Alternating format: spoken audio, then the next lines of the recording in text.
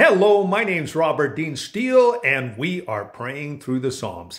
Today, we're looking at Psalm chapter 9. Listen to what David said. He says, I will praise you, O Lord, with all my heart, and I will tell of your wonders. So here is David just having a moment where he says, Lord, I just love you with all my heart, and I'm going to tell and testify about all your wonders, he says. I will be glad and rejoice in you, and I will sing praise to your name, O Most High. So David says, not only am I going to, talk about this, but I'm also going to sing about it because, of course, David was a musician and a singer. He says, my enemies turn back, they stumble and perish before you.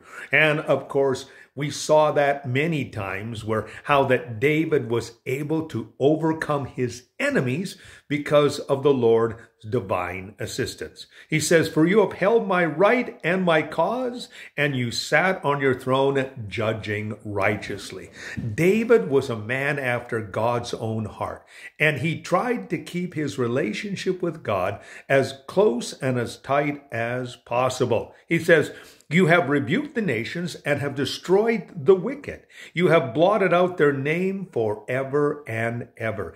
David was absolutely convinced that God was his defender and that God, who raises up nations and leaders, could also bring them down and also eliminate their influence forever. Then he goes on to say, endless ruin has overtaken the enemy. You have uprooted their cities. Even the memory of them have perished.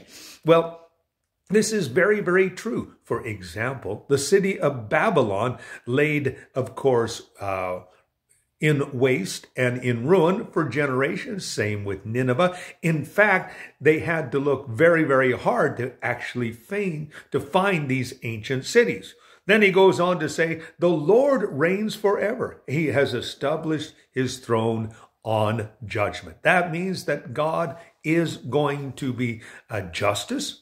He is going to bring righteousness, peace, and joy. Then he goes on to say this. The Lord is a refuge for the oppressed and a stronghold in times of trouble. What a great, wonderful thing to know. That when someone is oppressed, the Lord is going to be there to defend and help them. Also as well, he is a stronghold in times of trouble. In ancient Israel and in ancient cities, of course, the stronghold, or what they would call the citadel, was the strongest part of the entire city, and it could withstand tremendous attacks. And so he says, Lord, you're my stronghold. He also said, those who know your name will trust in you, for you, Lord, have never forsaken those who seek you. Isn't that a great promise? David understood that. Jesus would re-emphasize that in Matthew chapter 28, verse number 20, when he says, lo, I am with you always, even to the end of all time. And that's where he says, those who trust in your name, well, they will find out that you'll never forsake them. Sing praises to the Lord enthroned in Zion.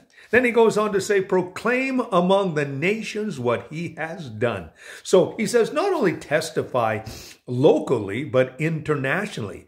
For he who avenges blood, remember, he will not ignore the cry of the afflicted. So the Lord is our avenger, and he also is the one who is going to, of course, not ignore our cry when we're afflicted. Lord, see how my enemies persecute me.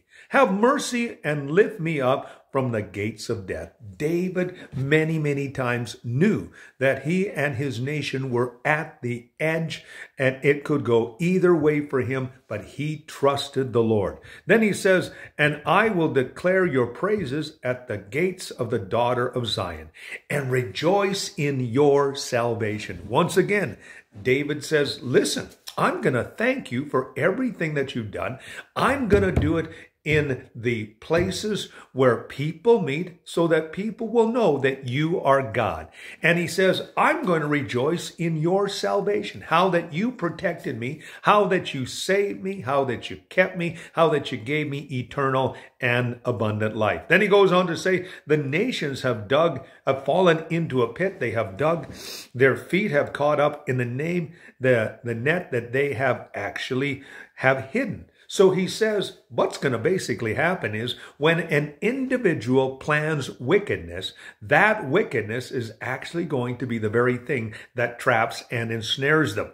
The Lord is known by his justice. The wicked are ensnared by the work of their hands. Then he goes on to say, Selah. He says, think about this. And of course, we see it every single day, played out in lives and in society in general.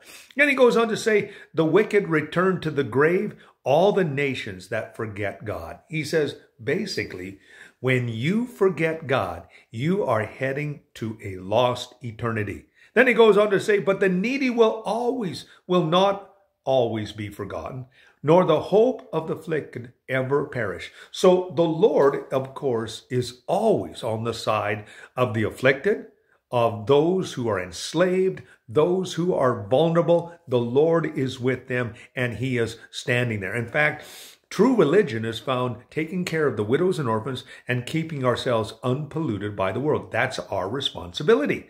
He says, arise, O Lord, let not man triumph.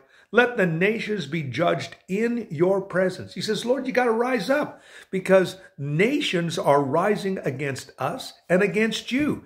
And of course, David understood that God was his only help. Strike them with terror, O Lord. Let the nations know that they are but men. And that's important. You see, so often we look at the armaments and the governments of nations and think they're impossible to come down, but they're not.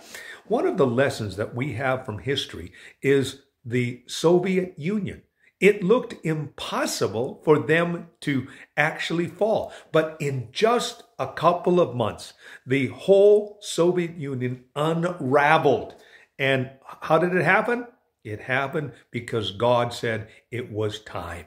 And so this is a very important thing for us to know and to remember. We're praying through the Psalms. My name is Robert Dean Steele. Thanks for spending time with me.